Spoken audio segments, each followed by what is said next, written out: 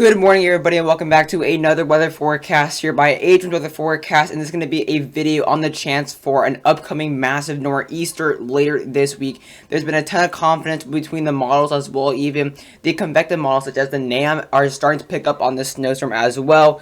We are likely to watch this storm unfold within the next 60 hours, so it's not too far out. So that's why I'm starting to talk about this. So definitely looking at our first big coastal and overall general northeast snowstorm of the year. This one definitely looks like it's going to be a big one. But before we get in the forecast and the timing, the overall location, I would recommend, if you are new to this channel and like my content or my presentation type, I would recommend you guys subscribe to the channel, and if you have not already done so, smash that bell icon so you can get notified as soon as I make a new forecast, so you get the latest information. But without further ado, let's get in the forecast. So the first thing I want to look at is the overall 500 millibar anomaly, so you guys can get an overall look at the overall climatology, or the climate type pattern we're going to be experiencing for basically the remaining of the week, because we're gonna have to watch for this low pressure develop in the southeast on the 7th, and then it's gonna become a nor'easter the 8th and the 9th. So we're gonna be paying attention to those 3 days and the overall pattern for the eastern United States. So obviously right now we're still seeing that polar vortex is starting to finally make its way deep into the United States. That's gonna kind of unfold later today, but we're still gonna be seeing some really strong ridging all across the remaining of the United States. So how are we gonna be seeing a nor'easter practically in just 2.5 days to 3 days, when we're seeing some really strong ridging across the eastern and as well the overall much of the coastal northeast? So how is that going to transition just within 2 days? Well, just watch. So as this polar vortex that we've been talking about for the past few days, that's currently allowing for the winter storm up in the north central today. This same polar vortex, the same Arctic blast, is actually going to allow for this cold air to stay. So as we now go towards tomorrow, Monday morning, this polar vortex is going to be deep into the United States, making its way to the Great Lakes, and then we're going to be seeing that really strong polar vortex, obviously, or not polar vortex, a strong jet stream. So we're still going to be seeing that really stubborn ridging across the south central and eastern coast. But that's going to be on Monday, and as we get towards Tuesday, we're going to be seeing still some cold air. So although you see a lot of these reds, we're actually going to be seeing below average temperatures. We are going to be seeing below average temperatures across much of the eastern coast, and as well as scattered areas of the southeast on Tuesday throughout the day. So we are going to be still seeing that ridging kind of towards the southeast, the far southeast coast, and that's why we're going to be mainly watching out for rain across the southeast. And then as we go further north, the nor'easter, we're going to be seeing this low pressure encounter this cold air that's going to be located across the Great Lakes, Ohio Valley, and northeast, because here's a massive polar vortex. There is the main polar vortex, but we're still seeing a dip in the jet stream here. It's a little bit more zonal, but we're still seeing some cold air advection being felt across the northern United States on Tuesday. And if we go to Wednesday, same thing. You're going to be seeing that cold air. And even later Wednesday, we're going to be seeing another dip in the jet stream. So we're going to be seeing even some colder air moving in by Wednesday afternoon. So this is also going to bring additional cold air for the northeast. So as this low pressure there's that low pressure right there. As that low pressure goes off the coast, we're going to be seeing cold air once again, specifically in the right spot, the right time. So that's why we are watching out for a big coastal storm. Because we're missing cold air practically there already, but as this low pressure finally moves up the coast, it's going to encounter another cold front. So overall, the pattern will get a little bit more favorable for the northeast. Not really for the whole eastern United States, but for the northeast and Great Lakes, it's going to get a lot more favorable. So here's the overall look at the overall anomaly, temperature anomaly for today. Still seeing the really warm temperatures across the southeast, but we are seeing some slightly in some cases below average across the northeast and mid-Atlantic. But as we go towards really Monday, I mean, how is this big blob of 16 to 25 degrees above average going to change completely in 48 hours? Well, like I said, there comes that massive polar vortex. Just 12 hours later, this cold air rushes into the southeast. Like I said, we are going to be seeing some slightly below average temperatures across the southeast, but we're still going to be seeing some pretty warm temperatures in general. So it's going to be as it goes northeast, we're going to be seeing that snow unfold. But look at this still. By Monday evening, this ridge is going to still be felt across the eastern corridor. So we're going to be seeing some pretty warm temperatures on Monday into Tuesday. But as we go towards Tuesday morning, this cold air is going to finally be felt across the Northeast. Like I said, we're still going to be seeing a lot of cases of above average temperatures on the southeast, but for the upper southeast, we could still see some below average temperatures. But the main cold air is obviously going to stay towards the upper Great Lakes and as well lower Ontario and Quebec.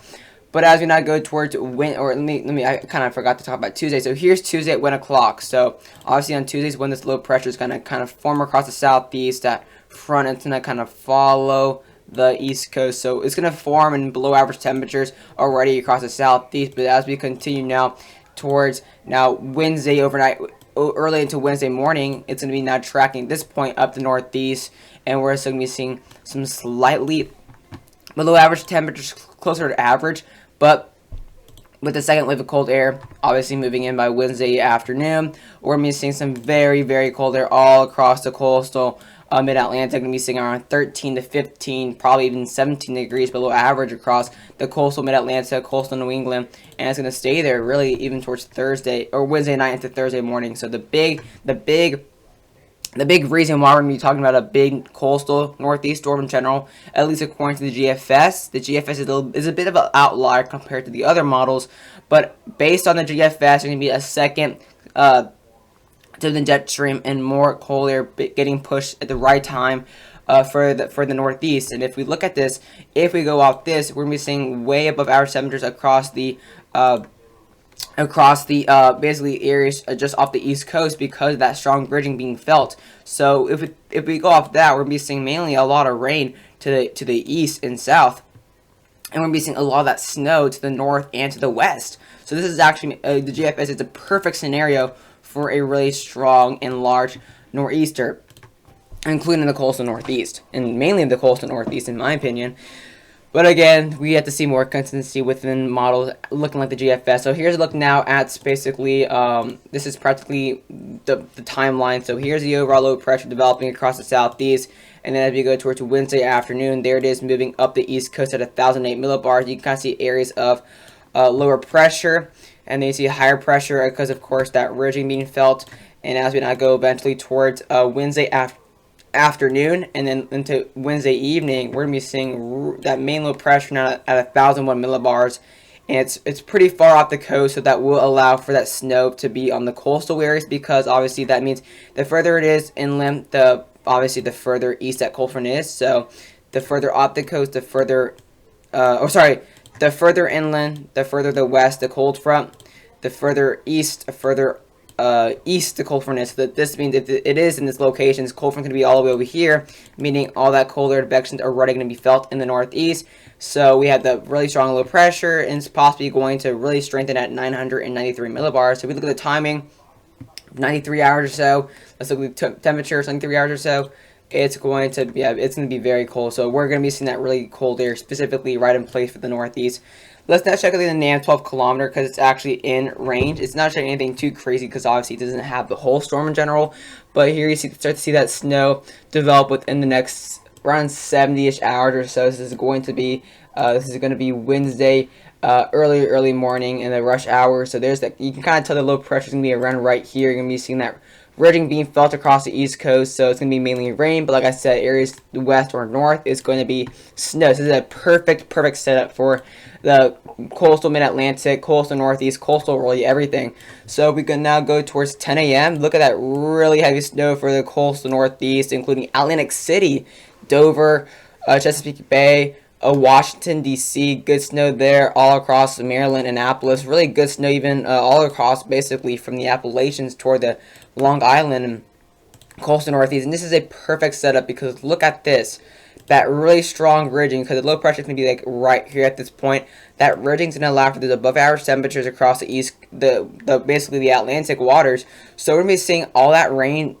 It's typically flopped when you see like a nor'easter like this. It's typically the rain is this way, the snow is this way, but since there is that really strong ridging not being pushed off out of the way, it's actually going to be the opposite way around. So this is going to be a perfect scenario for Long Island, for coastal mid-Atlantic. We may even get some snow for probably Norfolk. We may get some snow there for Chesapeake Bay, Annapolis, Good snow for Dover, New Jersey, including Atlantic City.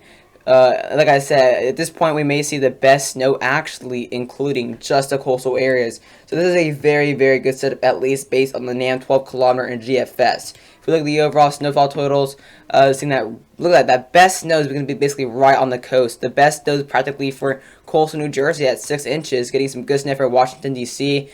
Just notice it's all for the coastal areas because this is a very kind of weird setup, and it's a practically perfect setup for the coastal areas, and I don't think I can stress that enough. So let's look at the GFS though, the latest 6D. So the 6D or the GFS in general is definitely an outlier compared to the European and the Canadian, but the NAM 12 kilometers kind of agreeing with them. So here's the overall look at basically Tuesday. This is gonna be Tuesday. Wednesday early morning. There is that low pressure basically right here. So that snow developing across areas northwest of that low pressure. Really good snow for Washington, D.C., the mid-Atlantic, as well even the Ohio Valley, while we're going to be seeing rain to the areas basically east or south of that low pressure. As we now continue now towards Wednesday late morning, there's that low pressure practically right here. And going to be seeing really heavy snow all across the Appalachians from the basically Ohio Valley all the way towards the northeast. Very heavy snow across areas of Pennsylvania, Ohio, West Virginia, as well as possibly could see some dangerous ice across the Virginia and West Virginia border, as well as possibly some freezing rain towards Maryland. But of course, like I said, the GFS is definitely an outlier compared to the remaining of the models. I mean, not only does it have a big coastal storm, it also has it for practically the whole northeast and not just coastal like the NAM 12 kilometer. But there's that low pressure right there. Very heavy snow all across, including New York City, all across Pennsylvania, West Virginia, still having that really heavy snow all across the northeast, but mainly towards areas towards Pennsylvania, West Virginia, New Jersey, and as well coastal New England. And as this low pressure starts to go further to the north and as well starts to really steepen up, we're going to be seeing some very heavy snow now remaining for the coast and towards Wednesday evening. Very heavy snow for New York City, coastal New England, coastal Northeast in general, all the way still stretching from West Virginia. Washington, D.C. is still all the way up towards the New England area. So this is definitely going to be a very significant nor'easter if the GFS were to verify. And as this low pressure starts to really get really strong at 989 millibars, we possibly could see some whiteout conditions across the coastal New England area, including coastal Maine, coastal New Hampshire. It's going to be a big storm ahead for as well even Nova Scotia. And then through the European's not as intense, but it does have snow starting pretty early all the way towards Kentucky. It's going to be remaining light towards all West Virginia, all Pennsylvania, even all Ohio. So this could very well be pretty big according to the European. But the European does have this low pressure very far off the coast. So that's definitely going to be a very interesting scenario. But really, the European stops right here for this 60, but definitely a pretty big storm. We're seeing a lot of consistency. But if you look at the 0Z European, it's definitely the 60 is definitely a pretty big uptrend since the 0Z, at least to say the least. Last but not least, let's look at the Canadian. So the Canadian actually had this snow really starting pretty far south. So again, the low pressure is going to be near the Outer Banks, but the snow is going to start developing pretty far southeast. So it's going to be a very interesting area. Some good snow there for areas near let's see, Johnson City, Tennessee. There, the lower Appalachians, including West Virginia, portions of southeast Kentucky, and again, still seeing that snow all across the northwest of this low pressure. So, still getting that snow for Norfolk, Roanoke, the Annapolis area, Chesapeake Bay, and as we now continue towards now Wednesday early afternoon, that snow's still hanging on around the southeast here, including Tennessee, western North Carolina. So we kind of have a general idea where it's going to snow, but where it's going to start and who's going to get the snow, like specifically, is definitely still interesting.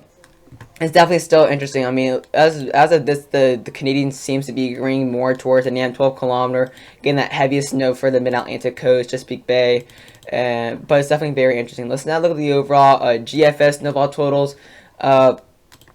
Getting some snow all the way from the kind of the Ohio Valley and the Midwest, of course, then mainly becoming a big storm for the Northeast and New England. So getting that really good snow, stretching really mainly all the way from the lower Ohio area, West Virginia, all the way up towards, at this point, getting really amp up towards upper New England as this low pressure starts to really bomb out. But Definitely a pretty big storm here. I mean, we're going to be seeing some really heavy snow all across the Northeast in general. Very good snow for the coastal Northeast. Definitely not as intense as the NAN 12 kilometer, at least the GFS. For the coastal areas, I mean, it only has really like a half an inch or so. For DC, it has really no accumulation, really rarely for Atlantic City. So there is still some things that need to be agreed on, but overall we have a general idea. We're going to be seeing some very heavy snow for the Northeast, getting around half a foot for upper New Jersey, half a foot for eastern Pennsylvania, possibly some scattered areas over a foot for upper New England. Good sniff for Boston, Hartford, Connecticut, Pittsfield, Massachusetts, as well. Eventually, the main area you're going to watch out for is going to be coastal Maine, as well, even Nova Scotia. Big storm ahead for you guys. European, of course, like I said, only goes 90 hours out in the 6Z, and the ZRZ is definitely completely different. But as of 90 hours, it does have some widespread snow all across the coast. And then let me go ahead and show you guys now the Canadian model. I didn't have the Canadian model snow pulled up, so I just do it this way. And this is what they want. So actually, the main Canadians actually taking just for basically the southeast and the southern Appalachians. So this is definitely pretty different towards the other models, to say the least. So it's definitely still interesting what we're seeing, but definitely a pretty big setup, at least for the coastal areas, and definitely looks like a very interesting storm in general. But I hope you guys enjoyed the video, and I'll see you guys later.